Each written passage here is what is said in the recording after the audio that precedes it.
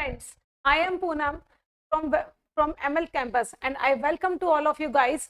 जैसे कि आज की वीडियो में मैं आपको बताऊंगी कि सीपीओ की जो पोस्ट आई हुई है, यस, जो सीपीओ की जो बहुत बड़ी पोस्ट आई हुई है उसे आप नेक्स्ट 30 डेज में कैसे क्रैक कर सकते हैं, कैसे अपनी स्ट्रेटेजी को बनाएं जिससे कि आप सीपीओ का एग्जाम बहुत इजीली क्रैक कर पाएं. तो let's start with the class.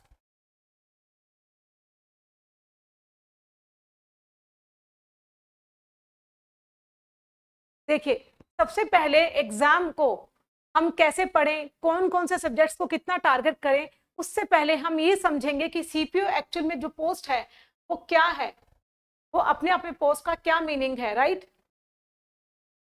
देखिए सीपीओ, इसकी फुल फॉर्म क्या है इसे समझिए. Sub inspector. देखिए, सब इंस्पेक्टर बनते हैं अगर हमारा सीपीओ का एग्जाम क्लियर होता है तो हम क्या बनते हैं, सब इंस्पेक्टर. किस में, एसआई में या फिर Delhi police central armed police force. इसकी जो ये फुल फॉर्म है ना, ये लिखी हुई है यहाँ पे, central armed police form. Right, अब इसमें देखिए एसएससी ने जो एग्जाम कंडक्ट करवाया है अभी, सीपीओ जो होने वाला है नवंबर में, एक्सपेक्टेशन है नवंबर में एग्जाम कंडक्ट होगा, डेट अभी तक नहीं आई है. राइट, तो एसआई ये 2022, इसमें टोटल पोस्ट कितनी है, 4300, जो कि बहुत बड़ी अपॉर्चुनिटी है. राइट, इसमें आप देखिए इंपॉर्टेंट डेट्स क्या हैं. जब एग्जाम फिलअप होने स्टार्ट हुए थे तो डेट क्या आई थी, 10th. और कब तक है लास्ट डेट एग्जामिनेशन की, ऑनलाइन फॉर्म फिलअप करने की 30th. राइट, इन केस आपके एग्जाम, आप फॉर्म फिलअप कर रहे हैं, कोई भी एरर रह गया, कुछ गलती हो गई, तो आप उसे चेंज भी कर सकते हैं. कब तक, लास्ट डेट है फर्स्ट. ठीक है, और ये क्या है, एग्जामिनेशन की डेट जो कि अभी तक आई नहीं है, टेंटेटिवली कह रहे हैं कि नवंबर में होगा. राइट, फी स्ट्रक्चर को देख लेते हैं हम. फी स्ट्रक्चर क्या है, आइए जाने.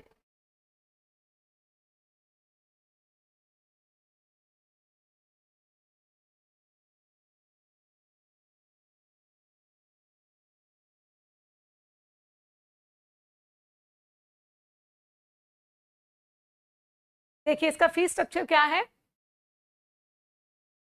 जनरल वाले जो लोग हैं और ओबीसी में जो आते हैं, ईडब्ल्यूएस में, फॉर्म की जो फीस है सिर्फ 100 रुपीज है.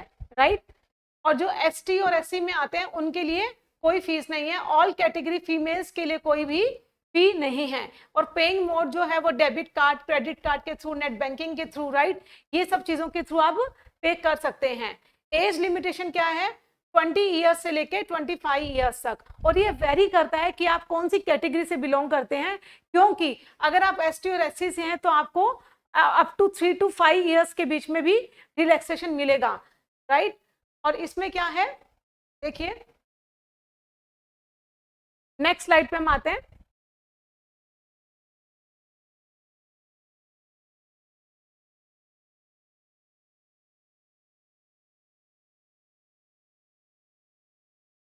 देखिए इसके अंदर जो पोस्ट है ये, इसके अंदर किन किन पदों पर आप आगे जाकर काम कर सकते हैं. देखिए ये एसआई इन डीपी, राइट, एक है BSF, CRPF, ITBP and SSB.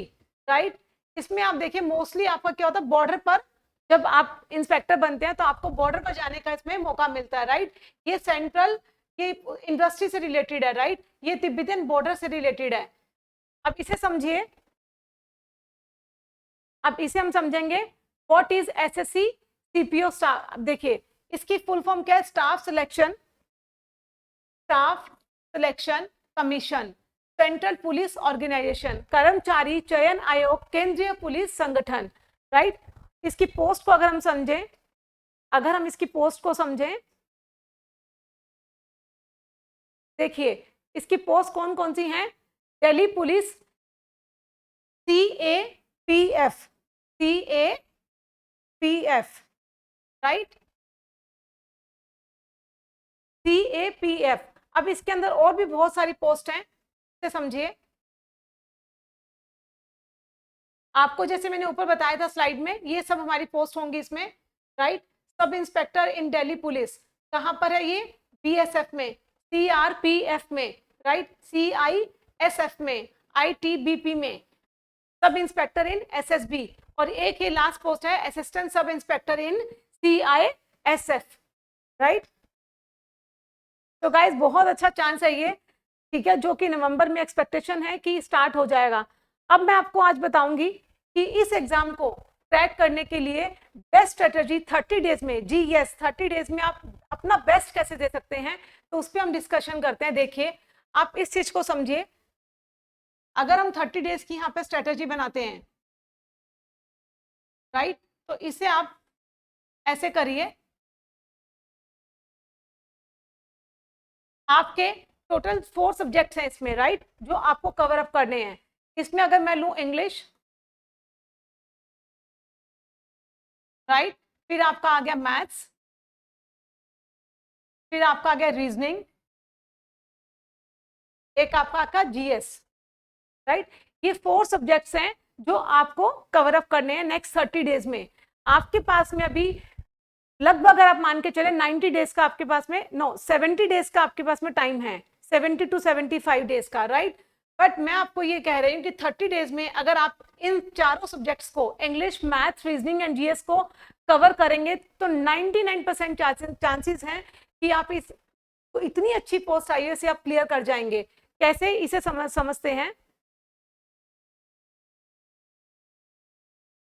देखिए अगर मैं बात करूं, पहले हम बात करते हैं कि मैंने आपको बताया टोटल 4 सब्जेक्ट्स हैं, English, math, reasoning and GS, right. अगर मैं बात करूं कि आपको पढ़ना कैसे है, किस किस सब्जेक्ट्स को कैसे कैसे आप डिवाइड करें, तो आप देखिए अगर मैं इंग्लिश की बात करूं, इंग्लिश की अगर मैं स्ट्रेटेजी आपको बताऊं, क्योंकि देखिए मैं खुद एक इंग्लिश की टीचर हूं, इंग्लिश में जितने भी कॉम्पिटेटिव एग्जाम्स होते हैं उसकी इंग्लिश में करवाती हूँ, तो मैं इसकी बेस्ट स्ट्रेटेजी आपको बता सकती हूँ नेक्स्ट 30 डेज के लिए। इंग्लिश में आप देखिए, यहाँ पे अगर मैं मैथ्स लिख दूं और यहाँ पे हम रीजनिंग लिख दें और यहाँ पे हम GS लिख दें, तो देखिए आप पहले टोटल अपने घंटे डिवाइड करिए कि आप कितने घंटे पढ़ेंगे, आपको कितने घंटे पढ़ना है नेक्स्ट 30 डेज में। इंग्लिश में अगर मैं बताऊं तो आपको 4 आवर्स, राइट। मैथ्स में आप दीजिए 3, राइट। यहाँ पर आप दीजिए 1, रीजनिंग को 1 और यहाँ पर 1, राइट। तो टोटल आपके ये कितने हो गए, 4 घंटे, राइट। 4 और 3 7, 8 और 9, टोटल 9 घंटे आपको जो रूटीन में कितना आपको पढ़ना है, 9 आवर्स, राइट। टोटल आपको रूटीन में 9 घंटे पढ़ना है। अब कैसे इसको, इसके सब पार्ट्स अगर मैं करूं, इंग्लिश का अगर आप देखें तो आपका जो फर्स्ट सेक्शन है वोकैबुलरी का, राइट, वोकैबुलरी, तो वोकैबुलरी में अगर हम आए तो आपके सबसे पहले आप क्या देखेंगे, सिनोनिम एंटोनिम्स, राइट, ये आते हैं। वन वर्ड सब्स्टिट्यूशन आता है, वन वर्ड्स आते हैं आपके, राइट। वन वर्ड्स कैसे, अगर मैं एग्जांपल लूं, the man who has, right, the man who has many wifes, एक इंसान, एक ऐसा आदमी जिसकी बहुत सारी वाइफ्स हो, तो उसे क्या बोलेंगे, पॉलीगैमी, पॉलीगैमी। अगर मैं बताऊं तो पॉली का मतलब क्या होता है, पॉली का मीन्स क्या होता है, मैनी। पॉली का मीन्स क्या होता है, पॉली हमारा रूट वर्ड है, poly means many and गैमी means marriage, marriage, right. तो इस तरह से आपके वन वर्ड के क्वेश्चंस आपको मिलेंगे इंग्लिश के अंदर, वोकैब का पार्ट है ये, राइट। और आप यहाँ पर कर सकते हैं, देखिए सिनोनिम एंटोनिम्स, वन वर्ड्स, फिर आपका आता है इडियम्स फ्रेजेस, इडियम फ्रेजेस, और एक आपका आता है सिमिलर वर्ड्स। सिमिलर वर्ड्स कैसे हुए आपके, तो आप ऐसे समझिए, अफेक्ट,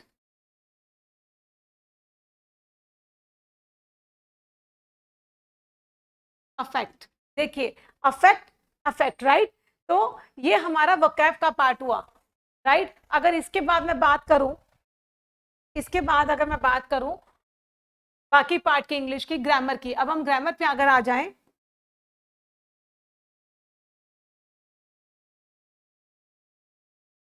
ग्रामर में आपके क्या होते हैं, sentence improvement,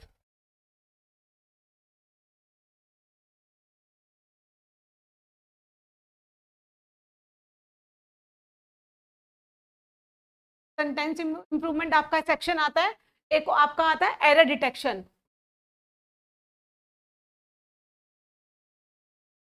error detection, right. तो ये आपका ग्रामर का पार्ट हुआ। वोकैब में आपका क्या है, वन वर्ड, राइट। आपके synonym, antonyms, phrases, idiom and phrases जिन्हें बोलते हैं, and similar words, right. Grammar में आपका क्या आया, सेंटेंस इंप्रूवमेंट और आपका एरर डिटेक्शन, और लास्ट आपका बचा कॉम्प्रीहेंशन। कॉम्प्रीहेंशन कॉम्प्रीहेंशन में आपके पैसेजेस आएंगे।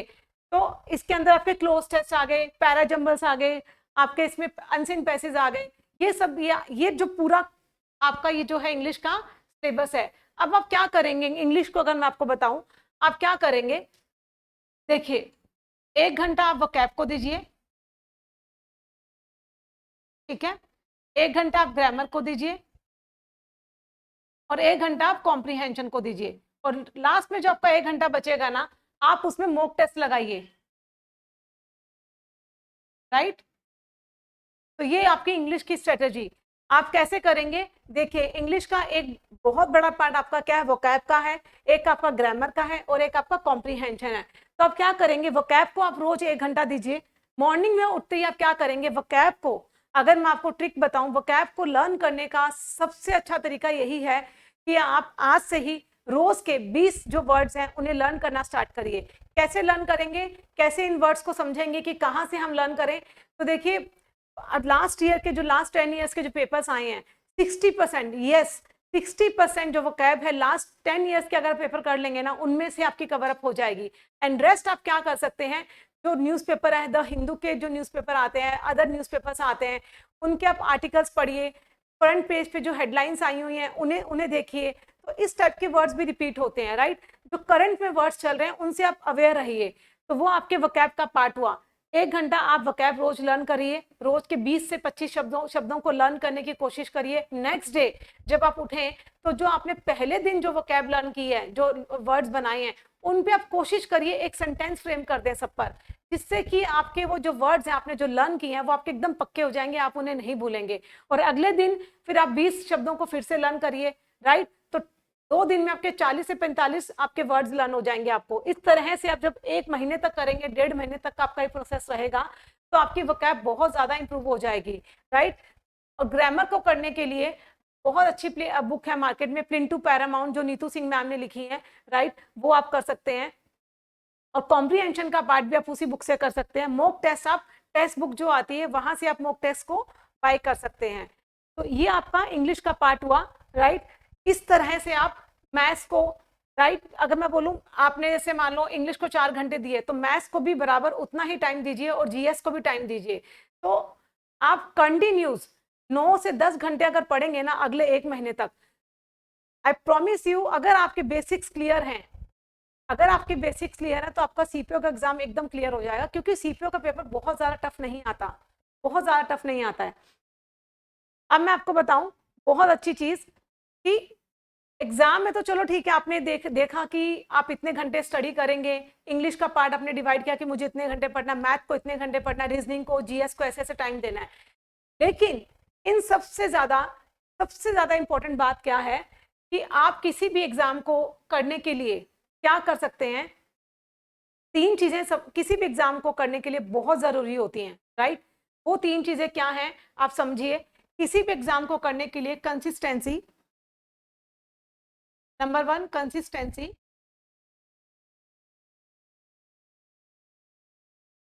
किसी भी एग्जाम को क्लियर करने के लिए कंसिस्टेंसी, परसेवरेंस,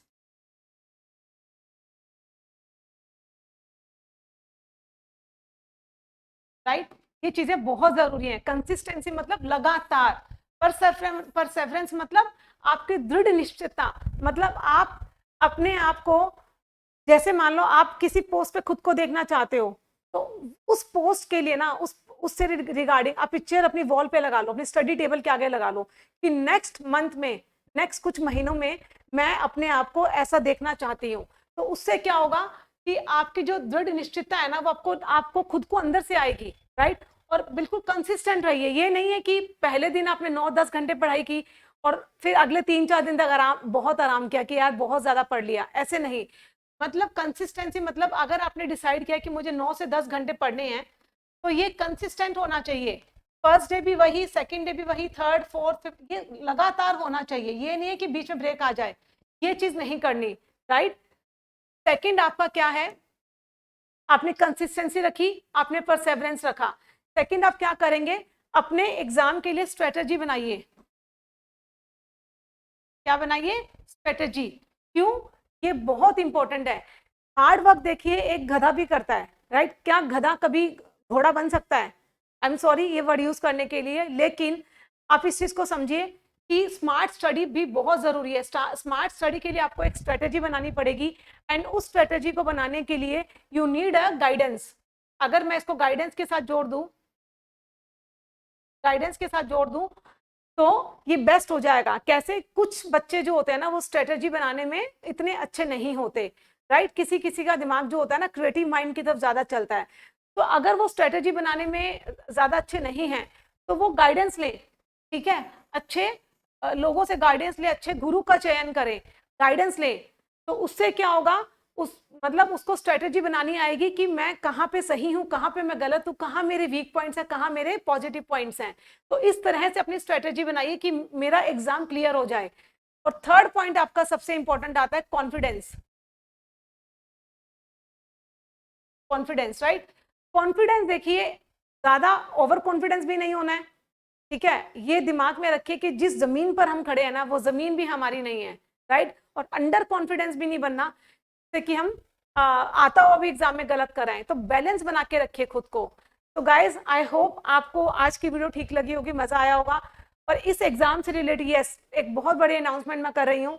इस जो ये एग्जाम है सीपीओ का, इसके प्रीवियस ईयर के जितने भी एग्जाम्स हुए हैं वो सारे के सारे हम अपने नेक्स्ट वीडियो में लेके आएंगे। एक बहुत अच्छी सीरीज मैं रेडी कर रही हूँ जिसमें आपको सारे प्रीवियस ईयर के एग्जाम्स करवाए, जो एग्जाम्स हुए हैं वो सारे के सॉल्यूशंस हम करवाएंगे पूरा डिटेल में।